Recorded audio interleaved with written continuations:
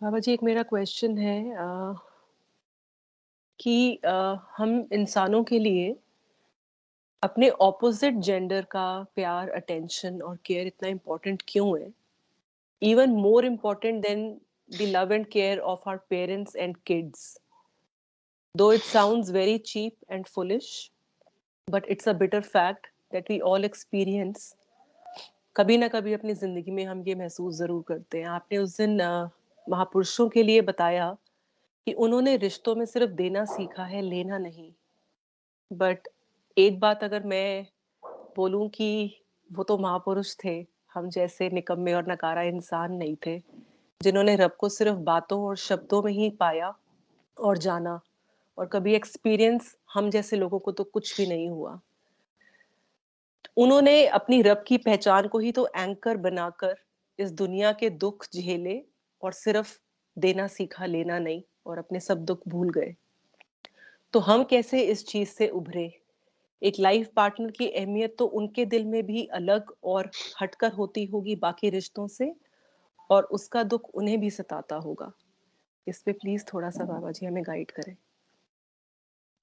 जहाँ तक life partner की अटेंशन या लाइफ पार्टनर की तरफ से मिलने वाली चाहत या मोहब्बत की ख्वाहिश का इंसान में उभरना, ये नेचुरल है और ये इंसान की फितरत में है, बाय बर्थ है. स्वर्ग के अंदर जब एडम जी को बना दिया गया था, तो एडम जी को तो बाकी सारी की सारी सुविधाएं स्वर्ग की मिल गई थी ना. खाने पके पकाए, फ्रूट दुनिया जहान के, खुला मैदान, मौसम बेहतरीन, खुशबुएं हर तरफ, फूलों की रंगीनी, सारी खूबसूरतियां, सारी रानाइयां, हर चीज पाकर, हर चीज उनके पास थी. बस क्या नहीं था? एक अपोजिट सेक्स जेंडर नहीं था. इसकी वजह से वो स्वर्ग में भी शांत नहीं थे. अगर स्वर्ग में भी इंसान ने किसी चीज की कमी फील करी है, तो वो कपल की कमी फील करी है. अपने माता पिता की कमी नहीं फील करी, बच्चों की कमी नहीं फील करी, बहन भाइयों की कमी नहीं फील करी.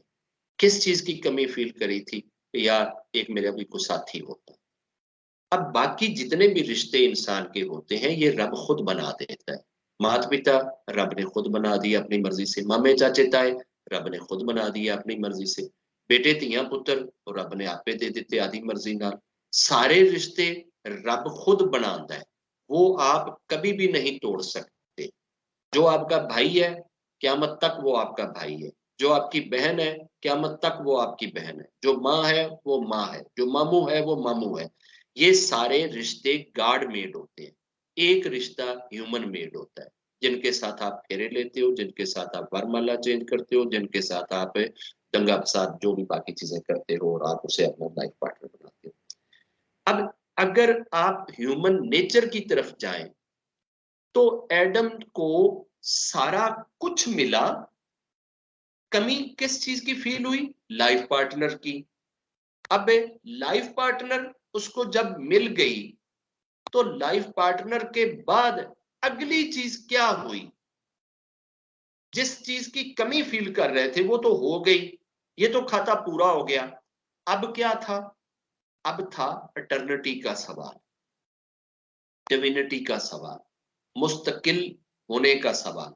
क्योंकि एंजल अटर्नल थे, डिवाइन थे, मुस्तकिल थे. उन्होंने मरना नहीं था, ना वो बीमार होते थे, ना को उनके साथ लेना ना पड्डा, ना ये ना वो. हमेशा हमेशा के लिए उन्होंने रहना था. वो अटर्निटी की अचीवमेंट के लिए फल खा बैठे, फल खा के जमीन पे आ बैठे. अब यहाँ जो इंसान है ना, मर्द जो है, मर्द स्वर्ग की सारी चीजें भी जमीन पे पा लेना, तो इसे वो नहीं आनंद आता जितना एक लाइफ पार्टनर को पाके आता है. और ऐसे ही लाइफ पार्टनर को आप दुनिया जहान की सारी चीजें दे दें, उसे वो सुकून नहीं मिलता जो एक लाइफ पार्टनर में है. ये चीज आप लोगों के, हम सब के माता पिता की विर्चियों में डिफॉल्ट, बाय डिफॉल्ट रख दी गई कि असल आनंद और पीस एक दूसरे के प्यार मोहब्बत में रब ने रखा है. अब रहा मसला कि जो महापुरुष थे, क्या उनको सारे के सारे लाइफ पार्टनर एग्जेम्पलरी मिले, ऐसे मिले कि जिस तरह से वो चाहते थे, जिस तरह से वो पसंद करते थे? तो ऐसा नहीं हुआ। इब्राहिम जी जो हैं, ये इनके एक बेटे थे, उनके पास ये मिलने के लिए आए। जब मिलने के लिए आए तो उनकी जब पत्नी घर पे मिली तो उस पत्नी ने उनको कोई सही प्रोटोकॉल नहीं दिया या सही रिस्पेक्ट नहीं दी। ये एक लंबी कथा है, मैं शॉर्ट सा आपको क्रिस्प उसका बता रहा हूं। तो इब्राहिम जी अपनी उस डॉटर इन लॉ को, बहू को ये कह गए कि जब मेरा बेटा घर में आए ना तो उसे कहना कि अपने घर की दहलीज चेंज कर ले। दहलीज समझते हैं? ये जो चौकाठ नहीं हम लगाते अपने दरवाजे को, तो उन्होंने कहा कि अपने घर की चौकाठ चेंज कर ले। अब ये पत्नी को नहीं पता था कि इसमें क्या राज है और ये मेरे से क्या बात करवा रहे हैं। तो पत्नी ने मासूमियत में, वो जनाब जब उनके बेटे आए तो उन्होंने कहा कि आज एक बाबा आया था, अपना नाम इब्राहिम जी बता रहा था, और वो कह रहा था कि जब मेरा बेटा आए तो उसको बोलना कि अपने घर की चौकाठ चेंज कर दे। तो उसने कहा मेरा पिता ये कह गया है कि मैं तुझे डाइवोर्स दे दूं, तुझे तलाक दे दूं और एक नई बीवी ले आऊं। तो उन्होंने उस बीवी को डाइवोर्स दे दी और नई बीवी ले। अब जितने भी महापुरुष आए हैं, किसी ने भी अपनी इस लाइफ पार्टनर की लाइफ पे इतना नहीं शो किया कि मिल गया है ना, बस अब इसके साथ मेरा किसी किस्म का कोई फड्डा और कोई जुनाब उतार चढ़ाओ या ये चीज नहीं है। राम जी की और सीता माता की आपस में लड़ाई होती थी, कृष्ण जी की और राधा की आपस में लड़ाई होती थी, पार्वती जी की और शिव जी की आपस में लड़ाई होती थी। ऐसे ही विष्णु जी की और अपना ब्रह्मा जी की अपनी अपनी पत्नियों से लड़ाई होती थी। अब हम आज ये कहते हैं कि ये तो सारे महापुरुष थे, ये तो सारे जनाब बहुत हाईली एलिवेटेड सोल थे, तो फिर इनको तो वो जनाब सारी चीजें नजर आ जानी चाहिए थी। इन्होंने तो अर्श भी देखा हुआ था, फर्श भी देखा था, स्वर्ग भी देखा था, नर्क भी देखा था, तो फिर ये एक दूसरे से क्यों नहीं ऐसे रहे? इसके बावजूद एक दूसरे से अपनी अपनी तवक्कुआत के हिसाब से डिस्टर्बेंस हर एक कपल के बीच में रही है। बाबा नानका भी अपनी बीवी से बहुत सताया गया है। मोहम्मद साहब जी भी अपनी बीवियों से एक बार इतने नाराज हो गए थे कि महीना भर अपने घर में ही नहीं गए थे, बीवियों से ही नहीं मिले थे। बाद में फिर उनकी सुलह हो गई थी सारी बीवियों के साथ। तो ऐसे ही कृष्ण जी की गोपियों के साथ भी लड़ाई हुई और राधा के साथ भी लड़ाई हुई। तो ये चीजें तो सारों की लाइफ में चलती हैं। अब रब ने इस रिश्ते को बनाया इस अंदाज से है कि जिसकी उन्होंने कुछ टर्म्स एंड कंडीशंस रख दी कि इन टर्म्स और कंडीशन के ऊपर आपने अपनी लाइफ को गुजारना है। इन दोनों को रब ने एक दूसरे का ड्रेस कहा है, लिबास कहा है। लिबास की दो चीजें हर इंसान जानता है। एक लिबास इंसान के शरीर के सबसे नजदीक होता है। कोई भी चीज लिबास से ज्यादा इंसान के नजदीक नहीं होती। सबसे पहले इंसान के जो बदन को छूती है वो उसका लिबास होता है, वो उसका ड्रेस होता है, बाकी चीजें तो बाद में छूती हैं। और दूसरी चीज ये है कि लिबास वो काम करता है जो दूसरों की आंख को भला लगे, यानी कि लिबास इंसान को खूबसूरत बनाता है और इंसान के सारे ऐबों को छुपा देता है। ये काम लिबास करता है। जितनी भी आपके शरीर में जो कुछ भी है उन सारी चीजों के ऊपर लिबास पर्दा डाल देता है और आपको एक सुंदर और भला बना के दुनिया के सामने खड़ा कर देता है। अब पति पत्नी ये दोनों चीजें एक दूसरे की करें, एक दूसरे का लिबास बने। लिबास बनने का मतलब है एक दूसरे के ऐब छुपाएं, एक दूसरे की खामियां छुपाएं, एक दूसरे की खामियां एक्सप्लॉइट ना करते फिरें, दुनिया में ढंडोरे ना पीटते फिरें कि जनाब मेरा तो पति ऐसा है तो मेरी तो पत्नी ऐसी है। ये इंतहा से बुरी चीज है कि आप अपने लाइफ पार्टनर का गिला या शिकवा लोगों के सामने रखें। ये बहुत ही नापसंदीदा फेल है, रब को बहुत नापसंद है। आप जितनी देर तक गुजारा कर सकते हैं खामोशी के साथ गुजारा करें, और जब आप ये समझे कि आपका लिबास अब लिबास का काम नहीं करता, अब आपको छुपाता नहीं है, आपके ऐब नहीं ढांकता है और आपके करीब नहीं रहता है, आप उस लिबास को उतार के कोई दूसरा लिबास पहने। ये हमारे कल्चर ने, हमारे देश ने, हमारे धर्म ने ये हमें बांध के रख दिया है कि जनाब जिहदे नाल ब्याह गया जे बस जनाब हुण इत्थों ही तुहाडी अर्थी जाएगी, इत्थों ही तुहाडा ऐ होएगा, इत्थों ही तुहाडा इंज होएगा। ये चीज रब नहीं कहता है। रब कहता है बर्दाश्त कर सकते हो तो करो, अगर नहीं बर्दाश्त कर सकते हो तो एक दूसरे तो सेपरेट हो जाओ। कोई ऐसा रब की तरफ से कंपल्शन नहीं है, कोई आदेश नहीं है। अगर किसी इंसान ने किसी इंसान को डाइवोर्स दी है तो सिर्फ इस डिवोर्स के देने पे रब उसे नरक में नहीं डालेगा कि तू डिवोर्स दे के आ गया, बस शर्ते के डिवोर्स जायज रीजन पे हो, नाजायज रीजन पे ना हो।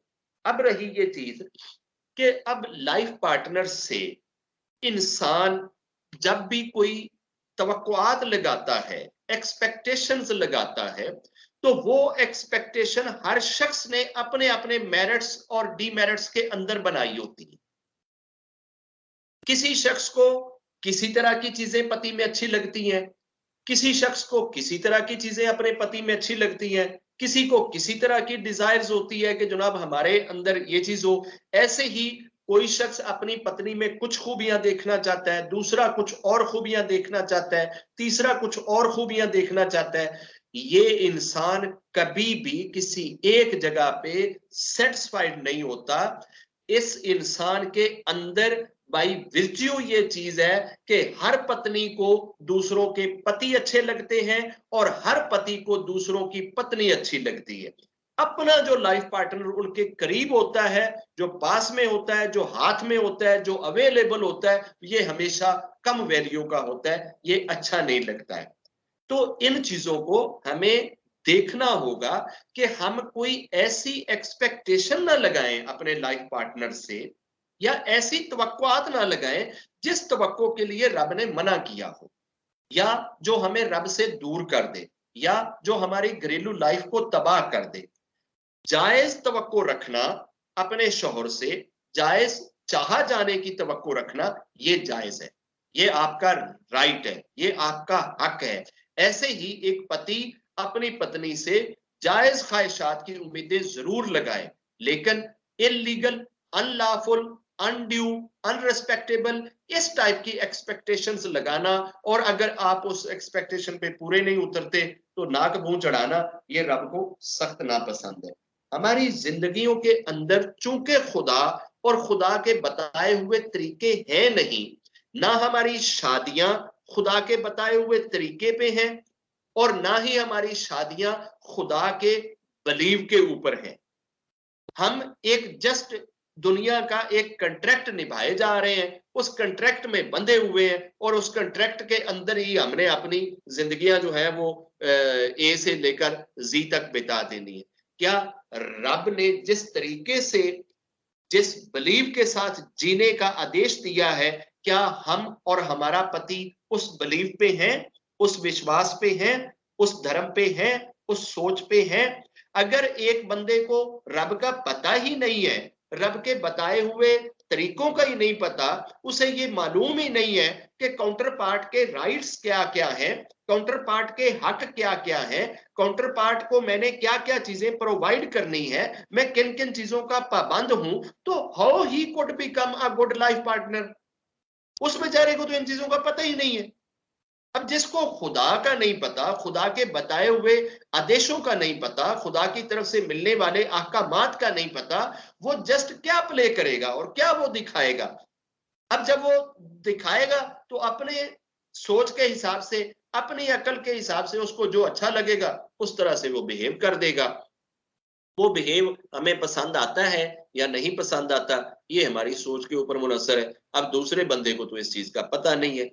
अब जितना जहां जिसको जितनी समझ आ गई, उस समझ के हिसाब से अब उसके पास दो ही रास्ते हैं, या तो उन दुखों पे, उन कष्टों पे, उन तकलीफों पे रब से प्रे करे, रब से दुआ मांगे। रब कहता है अगर कोई शख्स अपने हकूक सेक्रीफाई होते हुए देख रहा हो, अपने ऋण जाते हुए देख रहा हो, मगर वो घर के माहौल को खराब होने से बचाए और वो उस चीज को एक्सेप्ट कर ले, मैं कल डे ऑफ जजमेंट में अपनी नजरें उसके ऐबों से छुपा लूंगा और उसको बगैर हिसाब किताब के स्वर्ग में भेज दूंगा।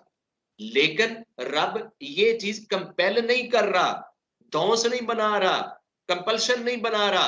रब कहता है अगर नहीं आपसे बर्दाश्त होता, आप नहीं उसके साथ रह सकते, आप अपनी सेपरेशन ले और आप दूसरी जगह पे जाकर बैठ जाओ। हमारी दोनों तरफ जान निकलती है, हमारे में इतनी हिम्मत नहीं होती, इतनी हमारी वो स्ट्रेंथ नहीं होती कि हम में से कोई भी शख्स इस तरह का फैसला कर सके, क्योंकि हम सब मटेरियलिस्टिक लाइफ के आदी हो चुके होते हैं। हम अच्छे ड्रेस के आदी हैं, अच्छी गाड़ी के आदी हैं, अच्छे घर के आदी हैं, अच्छे भोजन के आदी हैं, पैसे खर्चने के आदी हैं, लंबी लंबी फीसें देने के आदी हैं और 100 चीजों के आदी हैं। रब तो कहता है 3 वक्त का भोजन, 1 वक्त का ड्रेस, जिससे तुम्हारा बदन ढक जाए, इससे तेरी जिंदगी चल जाए, बाकी तुझे जितना टाइम मिले वो तो मेरी पूजा में लगा। अब वो वाली जिंदगी हमारी है नहीं है। वो कभी कभार कोरोना हमें उस जिंदगी के ऊपर ले आता है जबरदस्ती पकड़ के, तो हम वो जिंदगी गुजारते हैं जो असल जिंदगी है हमारी। बाकी तो हमने वो फेक किस्म की एक फेक लाइफ बनाई हुई है, उस फेक लाइफ के हिसाब से चल रहे हैं। लास्ट में मैं एक छोटी सी कथा शेयर करता हूँ और उस इस क्वेश्चन को मुक्त करते हैं। एक महापुरुष थे, उनका एक भगत उनसे मिलने के लिए गया, बड़ी दूर से मिलने के लिए गया, बेचारा 2-4 दिन पैदल चलता रहा। जाकर उसने दरवाजा खटकाया, महापुरुष घर पे नहीं थे, पत्नी घर पे थी। तो उसने उससे पूछा कि भाई कौन हो? उसने कहा जी मैं फलां हूँ। कहाँ से आए हो? जी फलां जगह से हूँ। किस लिए आए हो? जी बाबा जी से मिलना है, फलां से मिलना है। उन्होंने आगे से कुछ 70-72 उसको गालियां दे दी। तू उस टंगा मराने बाबे ਨੂੰ ਮਿਲਣਾ ਹੀ, ਉਹਦੇ ਚ ਤੈਨੂੰ ਕੀ ਨਜ਼ਰ ਆਉਂਦਾ ਹੈ? ਕੀ ਉਹਦੇ ਵਿੱਚ? ਉਹਦੇ ਲਈ ਤੂੰ ਐਡਾ ਲੰਬਾ ਸਫ਼ਰ ਕਰਕੇ ਆਇਆ, 2 ਦਿਨ ਚੱਲ ਚੱਲ ਕੇ ਆਇਆ, ਆਪਣੀਆਂ ਵੀ ਲੱਤਾਂ ਤਬਾਹ ਕੀਤੀਆਂ ਨਹੀਂ, ਆਪਣੀ ਵੀ ਸਿਹਤ ਖਰਾਬ ਕੀਤੀ, ਤੇ ਕੀ ਲੈਣਾ ਤੂੰ ਉਸ ਨੂੰ ਮਿਲ ਕੇ? ਉਹ ਤੇ ਇੰਜ ਦਾ ਇੰਜ ਦਾ ਇੰਜ ਦਾ, जितनी उसके मुंह में आ सकती थी वो उसने बोल दी। ये बेचारा बहुत दुखी हुआ। अब कोई भी शख्स अपने किसी महापुरुष के बारे में इस तरह से जिससे उसको मोहब्बत हो, जिसको वो फॉलो करता हो, उसके बारे में कोई इतना लाइफ पार्टनर सख्त किस्म के सेंटेंस जड़ रहा हो, तो वो यकीनन दिल के ऊपर पहाड़ बन के गिरते हैं। इस बंदे को भी बहुत दुख हुआ। खैर इसने उसको कहा ਉੱਥੇ जाके बह जा। ਉਹ ਕਿਤੇ ਗਿਆ ਟੰਗਾ ਮਰਾਉਣ, ਉੱਥੇ ਜੰਗਲ ਦੇ ਵਿੱਚ ਲੱਕੜਾਂ ਲੈਣ ਗਿਆ, ਪਤਾ ਨਹੀਂ ਖਸਮਾ ਖਾਣਾ ਕਦੋਂ ਹਟ ਕੇ ਆਏਗਾ, ਬਹਿ ਜਾ ਜਦੋਂ ਆਇਆ ਤੈਨੂੰ ਮਿਲ लेगा। अब ये बेचारा जाकर उधर दरख्त के नीचे जाकर बैठ गया, वेट कर रहा है। तो शाम के टाइम पे गुरु आता है। जंगल के अंदर से बब्बर शेर, जो शेरों का बादशाह होता है, उसके ऊपर गुरु बैठा हुआ है। लकड़ियों का गट्ठा भी उसने उसके ऊपर रखा हुआ है और वो जनाब शेर के ऊपर सवारी करते हुए आ रहा है। ये बड़ा खुश होता है कि यार मेरे गुरु को तो रब ने इतना बड़ा ग्रेड दिया, इतना बड़ा दर्जा दिया है कि जंगल का जो राजा है वो भी मेरे गुरु की सेवा में लगा हुआ है। पता नहीं ये पत्नी को क्या मुसीबत है, इसको इसमें से लाख है क्यों नजर आते हैं और क्यों ये इतना इसके बारे में कड़वी कुसीली बातें जड़े जा रही थी। तो खैर ये भाग के जाता है और गुरु से जाकर वो गट्ठा लकड़ियों का पकड़ता है, उनके हाथ पांव चूमता है, प्यार करता है, मिलता है उनसे और गुरु से ये कहता है कि गुरु जी ये जो धर्म पत्नी है ना, ये आपके लायक नहीं। आप जैसे स्पिरिचुअल बंदे के साथ इस तरह की मुंह फट किस्म की जो है ना वो पत्नी नहीं होनी चाहिए। ये इसको तो कोई आपकी कदर कीमत का पता ही नहीं है। ये तो इसने तो मुझे ये भी कहा, ये भी कहा, ये भी कहा, आप इसको चेंज कर। मैंने कहा अच्छा भैया अगर तू कहता है तो इसको चेंज कर देते हैं। अब उन्होंने उस पत्नी को चेंज कर दिया, नई पत्नी यहाँ। अब ये भाई साहब 6 माह के बाद, साल के बाद दोबारा जाते हैं। तो जब दरवाजा खटकाते हैं, गुरु बाई चांस उस वक्त भी घर पे नहीं होते। तो पत्नी पूछती कि भाई तुम कौन हो, कहाँ से आओ? उसने कहा जी मैं वो जनाब भोपाल से आया हूँ, अमृतसर आया हूँ, इतना लंबा सफर करके आया हूँ, गुरु से मिलने के लिए आया हूँ। उन्होंने कहा जी वो जंगल में लकड़ियां लेने के लिए गए हुए हैं, आप ड्राइंग रूम में बैठ जाओ, मैं आपको जल देती हूँ, खाना परोसती हूँ, और कोई आपको कोई सेवा की जरूरत है तो मैं वो करती हूँ। गुरुजी अभी घर पे नहीं है, जब वो आएंगे तो आपसे मिल। अब इसने इतनी तमीज से, इतनी रिस्पेक्ट से, इतने प्यार से उस बंदे को रिसीव किया और इतनी कदरदानी के साथ उसको ड्राइंग रूम में बैठाया। ये दिल ही दिल में बड़ा खुश हो रहा है कि यार अब गुरुजी के लायक जो है ना, अब उनके हिसाब से जो है ना उनको वाइफ मिली है। ये देखो कितनी अच्छी है, कितनी इज्जत के साथ मान सम्मान के साथ बोलती है, कितनी रिस्पेक्ट दे रही है, कितना प्यार दे रही है। अब ये भाई साहब दिल ही दिल में रब का भी शुक्र कर रहे हैं और अपने गुरु की जिंदगी पे भी बड़े खुश हो रहे हैं कि मेरे गुरु की जिंदगी अब अच्छी हो गई है।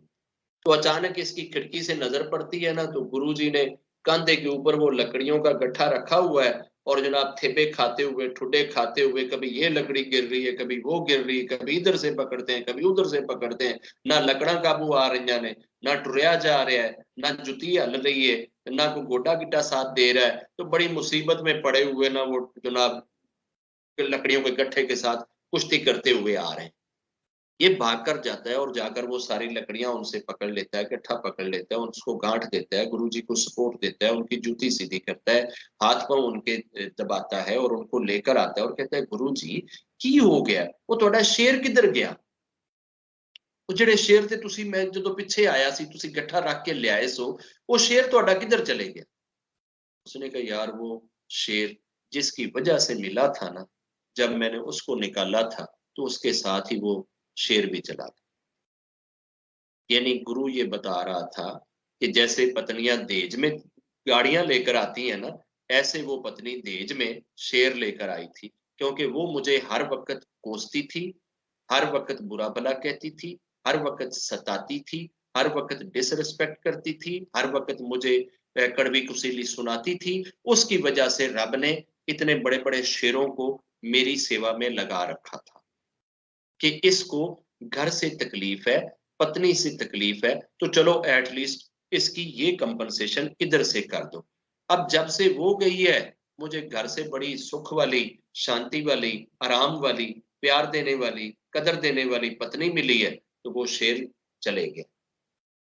हम अल्टीमेटली खुशी उतनी ही पाएंगे जितनी रब ने हमारे नसीब में लिखी। हम उस खुशी से ज्यादा खुशी नहीं पा सकते और हम उस दुख से ज्यादा दुखी नहीं हो सकते जो दुख रब ने अल्टीमेटली हमारे नसीब में लिखा है। सिर्फ सोच का एंगल हमारा अपोजिट हो जाता है। हमें ये लगता है कि इस शख्स ने मुझे दुखी कर दिया, इस शख्स ने मुझे सुखी कर दिया, हालांकि वो सुख और दुख रब की तरफ से आपकी जात तक पहुंचकर ही रहना। अब ये बंदे की मर्जी है कि वो उस सुख पे या दुख पे रब के साथ रिलेट कैसे करता है, चीजों को कनेक्ट कैसे करता है और चीजों की अंडरस्टैंडिंग कैसे करता है।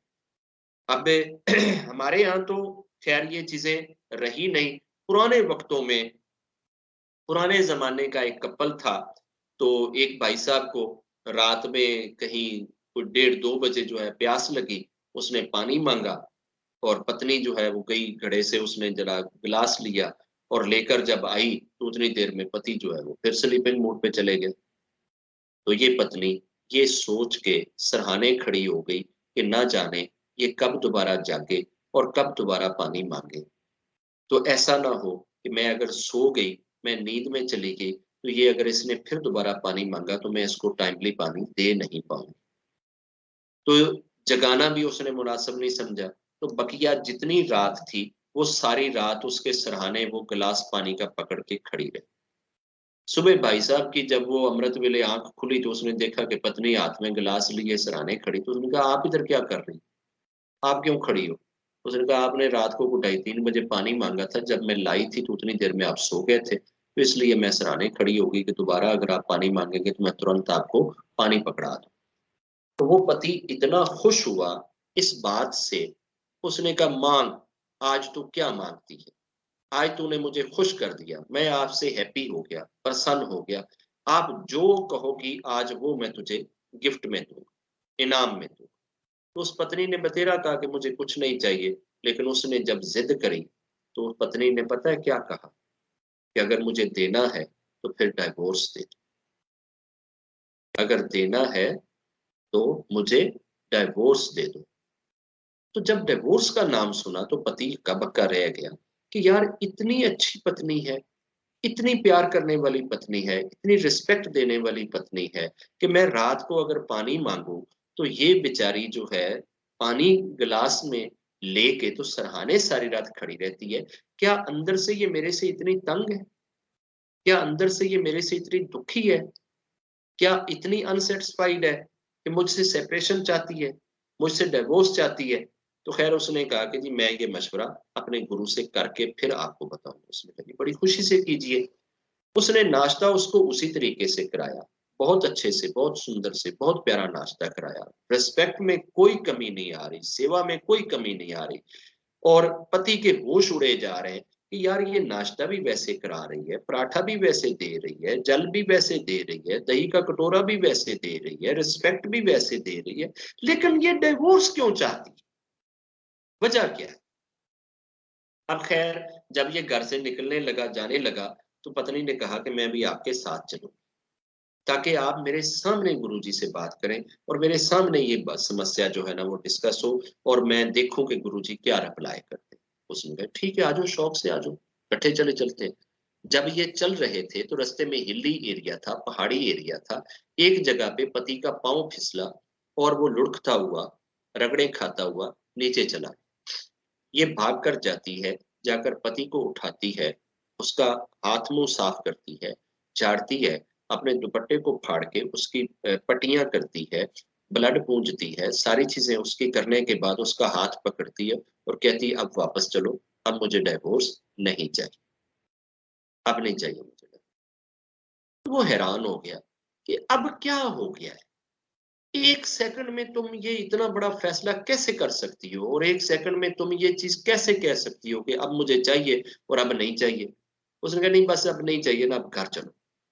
वो वापस घर आ जाते हैं तो पति कहता है कि खुदा की बंदी मुझे ये राज तो बता दे कि आखिर तूने मेरे से डिवोर्स मांगी क्यों और अपना फैसला आपने डिसोन क्यों किया, तर्क क्यों किया?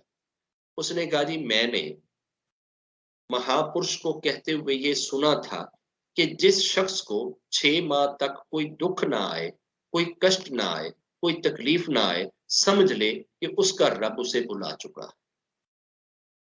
उसका रब उसे बुला चुका है। तो मैं पिछले 6 माह से देख रही थी कि तुझे कोई दुख नहीं आया। 6 माह में ना तेरे कोई सर दर्द हुआ, ना तुझे कोई बुखार हुआ, ना तुझे कोई चोट लगी, ना तेरा कोई फाइनेंशियल लॉस हुआ, ना तेरा कोई जानवर मरा, ना तेरी कोई फसल खराब हुई, ना तुझे किसी ने कोई गाली मंदा दिया, तुझे किसी किस्म का कोई दुख नहीं आया था। और चूंकि तुझे किसी किस्म का कोई दुख नहीं था, तो मैं ये समझी कि मेरा रब आपसे नाराज है और जिससे रब नाराज हो मैं उसके साथ नहीं रह सकता। हम तो सारी जिंदगी सुख ढूंढते रहते हैं, हम सारी जिंदगी सुख ढूंढते रहते हैं, सुखों की लिस्ट बनाते रहते हैं, कितने मिल गए कितने रह गए। और वो क्या कह रही है कि चूंकि 6 माह में तुम्हें कोई दुख नहीं आया और पत्नी तुझे ऐसी मिली है कि तू रात को अगर पानी मांगे तो वो तेरे सराहने खड़ी रहती है, तो तुझे दुख है किधर से? इस वजह से मुझे यकीन हो गया था कि मेरा रब तेरे से नाराज है। और अब जब तू मेरे सामने गिरा है, तूने पहाड़ से गिरकर चोटें लगवा ली हैं, रगड़े लगवा ली, मुझे यकीन हो गया कि नहीं, मेरे रब ने तुझे भुलाया नहीं है, तू मेरे रब की याद में है। अब मैंने सोच लिया कि नहीं, मेरा तेरे साथ गुजारा हो सकता है। हमारे फैसले इस टाइप के नहीं है कि जहां हम ये देखें कि हमारा पति गॉड कनेक्टेड है या नहीं है। हम ये देखते हैं कि हमारा पति हमसे कनेक्टेड है या नहीं, वो हमें क्या देता है और क्या नहीं देता है। हमारी सोचें यहां आकर गड़ जाती हैं। हमारी सोचें इस चीज पे गड़नी चाहिए कि ये खुदा का है या नहीं है। अगर वो खुदा का नहीं है तो एक सेकंड उसके साथ ना रहो, और अगर वो खुदा का है तो आपको जहन्नम में भी रहना पड़े तो उसके साथ रहो। जिस चीज को मेरिट बनाना चाहिए वो मेरिट हम नहीं बनाते। हम अपनी जाती खुशियां, जाती रिस्पेक्ट, जाती अनाज, जाती इज्जत, जाती मजे, जाती ख्वाहिशें, जाती चाहते मेरिट बना लेते हैं और चाहते ये है कि हमें खुदा भी मिले। फिर जात और खुदा, ये दो चीजें इकट्ठी नहीं मिलती। जब इंसान अपनी जात को लगा देता है उसके आगे और उसकी मोहब्बत में, उसके प्यार में, उसकी रिस्पेक्ट में, उसकी कदर में जब अपनी सारी इच्छाएं और इन चीजों को निकाल देता है, तो फिर रब भी ऐसे बंदों की वही चीज करता है जो अपने महापुरुषों की और अपने प्यारों की करता है। रब के जितने भी महापुरुष गुजरे हैं, वो इस चीज पे शांत नहीं होते या बड़े मजे के साथ नहीं फिर रहे होते कि हम तो चूंकि महापुरुष हैं, हम तो चूंकि बड़े गॉड कनेक्टेड हैं, इसलिए हमें तो अभी किसी किस्म की कोई टेंशन लेना नहीं चाहिए। हमें तो कोई पत्नी अच्छी मिले या बुरी मिले उस चीज को सोचना नहीं चाहिए। हमें कोई गालियां दे इस चीज पे हमें परवाह नहीं होनी चाहिए। हमें कोई भूखा रखे इस चीज से होना नहीं चाहिए। नो, वो भी आम इंसानों की तरह ऐसे ही छोटे छोटे दुखों से दुखी होते हैं, छोटे छोटे सुखों से सुखी होते हैं। उनकी भी एक्सपेक्टेशंस बिल्कुल ऐसी होती हैं जैसे हमारी होती है, मगर उनका मेरिट सिर्फ और सिर्फ खुदा की जात हो। वो किसी से जुड़ते हैं तो खुदा के लिए, किसी से टूटते हैं तो खुदा के लिए। अब हमारे यहां वो चीजें है ही नहीं है। ना रब ने पतियों को इतना दिया कि वो ये चीज सोचे कि यार पत्नी की एक ही चीज मुझे देखनी है कि क्या वो खुदा से जुड़ी हुई है या नहीं है। इसके अलावा उसे कपड़े धोने आते हैं या नहीं आते, बिस्तर बिछाना आता है या नहीं आता, रोटी पकाना आती है या नहीं आती, बच्चों को संभालना आता है या नहीं आता, मेरे माता पिता को रिस्पेक्ट देती है या नहीं देती, मेरी शर्टें इस्त्री करती है या नहीं करती, ये सारी की सारी चीजें बाद की है। जो पहली चीज है वो ये देखो कि वो खुदा से कितनी जुड़ी हुई है। उसके बाद अगली चीजें देखो। हम सारी चीजों को पहले एक लिस्ट बनाकर अपने सामने रख लेते हैं। जब मैं आता हूं, ये खाना फौरन लाती है या नहीं लाती, ये अच्छे ड्रेस में होती है या नहीं होती, ये रिस्पेक्ट देती है या नहीं देती, इसको एटीट्यूड आते हैं या नहीं आते, इसको बिहेव करना आता है या नहीं आता, शादियों में परफॉर्मेंस देनी आती है या नहीं आती, गंदे ड्रेस पहनने आते हैं या नहीं आते। हमने तो ये मेरिट बनाए हुए हैं। तो जब हमारी जिंदगियां वो हैं ही नहीं और हम बार बार छोटी छोटी चीजों के ऊपर अपनी जिंदगी की आसाइशों को फ्रंट पे लाते हुए रब से शिकवे और गिले करने लग जाते हैं, तो फिर हमारी गॉड कनेक्टिविटी के ऊपर हर्फ आता है कि शायद हम गॉड कनेक्टेड नहीं है। और मुझे आज तक इस चीज की समझ नहीं आती कि आखिर पतियों को कौन सी दीमक लगी हुई है, कौन सी बीमारी लगी हुई है कि वो अपनी पत्नियों को खुश रख क्यों नहीं पाते। यार करना क्या है? सिर्फ हंस के बोलना है, सिर्फ मुस्कुरा के देखना है, सिर्फ ये कहना है तेरे तो बड़ी सोहनी कोनी, तेरे तो बड़ी प्यारी कोनी, तेरे तो बड़ी चंगी कोनी। वो इन्नी गल करन ते मुल लगदा किहड़ा है? पैसा खर्च की हुंदा है तुहाडा? दुनिया के अंदर एक बहुत बड़ा सेमिनार हुआ और सेमिनार हुआ सिर्फ मैरिड लाइफ के ऊपर कि जी ये दुनिया के ऊपर सबसे ज्यादा डाइवोर्स की शरह जो है ये पिछले 8-10 सालों में बढ़ गई है। इसकी रीजन क्या है? तो पता है उन्होंने अंत में सोल्यूशन क्या निकाला? दुनिया के सारे साइकोलॉजिस्टों ने मिलके उन्होंने कहा जी पति जो है ना, पति सिर्फ 3 चीजें अपनी पत्नी को दे देना तो कभी दुनिया की कोई पत्नी जो है वो अपने पति से डिवोर्स नहीं मांगती। तो पूछा जी वो क्या 3 चीजें? तो पूछा जी रिस्क, आर से रिस्पेक्ट, एस से सिक्योरिटी और सी से केयर। उसने कहा जी RSC, ये 3 चीजें और ये तीनों की तीनों चीजें free of the cost everywhere on the whole world मिल जाती हैं। इंडिया में भी बैठ के मिल जाती हैं, जापान में भी मिल जाती हैं, अमेरिका में भी, कनाडा में भी, ऑस्ट्रेलिया में भी, हर जगह पे ये तीनों चीजें हर पति के लिए फ्री। बीवी को रिस्पेक्ट देने में कोई पैसा नहीं लगता, बीवी को सिक्योरिटी फील कराने में कुछ हिंग नहीं लगती, उसको केयर देने में कोई खर्चा नहीं आता। ये सारी की सारी चीजें आपने इमोशंस के जरिए उसकी झोली में डालनी होती हैं और ये 3 चीजें डालने में पति सारे कंजूस हैं। इतने कंजूस है, इतने कंजूस है कि बाकी तो पर्स को वैसे नहीं देखने देते कि उनके पर्स में कितने पैसे पड़े हैं, ये 3 चीजें जो फ्री मिलती हैं ये भी नहीं पत्नी को देते। इतना सा काम। और इसमें क्या आपका को मतलब है कि पत्नी कोई नहीं कहती कि आज शाम को मुझे 10 तोले का जेवर का सेट लेकर दो तो मैं तेरे घर में रहूंगी, अगर नहीं लेकर देते हो तो मैं नहीं रहती। दुनिया की कोई भी औरत ये 3 चीजें अगर उसको पति दे दे वो कभी अपनी जिंदगी से अशांत नहीं होएगी। और जितने पति दुखी हैं ना अपनी बीवियों से, उन पतियों को सिर्फ एक चीज पत्नी दे, बस। पत्नी को भी वो चीज फ्री ऑफ कास्ट मिलती है और उस पे उसका कोई रेट नहीं लगता, कोई मोल नहीं लगता, और कहीं उसे बाजार से वो चीज खरीद के नहीं लानी। क्या चीज है वो जी? ਤੁਹਾਡੇ ਤੋਂ ਵੱਡਾ ਤੇ ਸੂਰਮਾ ਹੀ ਕੋਈ ਨਹੀਂ, ਬਸ ਸੂਰਮਾ ਹੀ ਇੱਕ ਸੀ, ਉਹ ਮੇਰੇ ਹਿੱਸੇ ਚ ਆ ਗਿਆ। ਇਸ ਤੋਂ ਅੱਛਾ ਤੇ ਸੂਰਮਾ ਦੁਨੀਆ ਤੇ ਹੈ ਹੀ ਕੋਈ। ਬਸ ਦੁਨੀਆ ਤੇ ਇੱਕ ਹੀ ਬੰਦਾ ਸੀ, ਉਹ ਰੱਬ ਨੇ ਮੇਰੀ ਝੋਲੀ ਚ ਪਾ ਦਿੱਤਾ ਹੈ। ਇਸ ਤੋਂ ਜ਼ਿਆਦਾ ਅੱਛਾ ਬੰਦਾ ਤੇ ਕੋਈ ਦੁਨੀਆ ਤੇ ਬਣਿਆ ਹੀ ਕੋਈ ਨਹੀਂ। ਬਸ ਸੂਰਮਾ ਰੱਬ ਨੇ ਬਣਾਇਆ ਸੀ ਮੇਰੇ ਲਈ, ਉਹ ਰੱਬ ਨੇ ਮੈਨੂੰ ਅਤਾ ਕਰ ਦਿੱਤਾ ਹੈ। ਇੰਨੀ ਸਿਰਫ ਗੱਲ ਕਹਿਣੀ ਹੁੰਦੀ ਹੈ ਕਿ ਜੀ ਤੁਹਾਡੇ ਤੋਂ ਵੱਡਾ ਸੂਰਮਾ ਕੋਈ ਨਹੀਂ, ਜੇ ਉਹ ਸਾਰੇ ਦਾ ਸਾਰਾ ਪਰਸ, ਸਾਰੀ ਦੀ ਸਾਰੀ ਫੈਕਟਰੀ ਚੱਕ ਕੇ ਤੁਹਾਡੀ ਝੋਲੀ ਚ ਨਾ ਪਾ ਦੇ। ਤੁਹਾਡੇ ਕੋਲੋਂ ਇੰਨਾ ਹੀ ਨਹੀਂ ਕਿਹਾ ਜਾਂਦਾ। ਇੰਨੀ ਇੱਕ ਤਾਰੀਫ ਹੀ ਤਾਂ ਕਰਨੀ ਹੈਗੀ ਹੈ ਨਾ ਕਿ ਜੀ ਬਾਕੀ ਇਹ ਜਿਤਨੇ ਵੀ ਫਿਰਦੇ ਨੇ ਨਾ, ਐਡਾ ਤਾਂ ਮੇਰਾ ਪਿਓ ਵੀ ਸੂਰਮਾ ਨਹੀਂ, ਮੇਰੇ ਭਰਾ ਵੀ ਨਿਕੰਮੇ ਨੇ, ਇਹਨਾਂ 'ਚ ਵੀ ਅਕਲ ਕੋਈ ਨਹੀਂ ਦੀ। ਬਸ ਦੁਨੀਆ ਦੇ ਉੱਤੇ ਸਭ ਤੋਂ ਜ਼ਿਆਦਾ ਅਕਲਮੰਦ ਤੇ ਸਭ ਤੋਂ ਜ਼ਿਆਦਾ ਸੋਹਣਾ ਇਹ ਇੱਕ ਰਾਂਝਿਆ ਤੂੰ ਹੀ ਹੈਗਾ। ਬਸ ਤੇਰੇ ਤੋਂ ਵੱਡਾ ਤੇ ਨਾ ਕੋਈ ਸੋਹਣਾ ਹੈਗਾ ਤੇ ਨਾ ਕੋਈ ਸਿਆਣਾ ਹੈਗਾ। ਇੰਨੀ ਗੱਲ ਕਹਿ ਦਿਓ, ਉਹ ਵਿਚਾਰਾ ਤੁਹਾਨੂੰ ਆਪਣਾ ਮੋਬਾਈਲ ਵੀ ਫੜਾ ਦੇਵੇਗਾ, ਆਪਣਾ ਪਰਸ ਵੀ ਦੇ ਦੇਗਾ, ਤੁਹਾਡੇ ਜਨਾਬ ਉਹ ਸੈਰ ਸਪਾਟੇ ਵੀ ਕਰਾਏਗਾ, ਚੀਜ਼ਾਂ ਵੀ ਖਰੀਦ ਕੇ ਦੇਗਾ, केयर भी करेगा, सारा कुछ करेगा। इन्नी एक गल फ्री ऑफ कास्ट जिहड़ी तुहानूं लभदी है ओहदी झोली च पा दिता करो, तुहाडा जांदा की है। अब दोनों के दोनों अपनी अपनी जगह पे हमेशा ये सोच कर बैठे रहते हैं पहल उधर से होनी चाहिए। बहुत आसान है अपने घर की जिंदगी को सीधा करना, मगर हमारा मेरिट जो है वो एज ए कपल खुदा होना चाहिए और खुदा से कनेक्टिविटी होना चाहिए। इसके अलावा किसी दूसरी चीज पे होना नहीं चाहिए। मेरी दुआ है कि रब सबके घरों में शांति हो। जय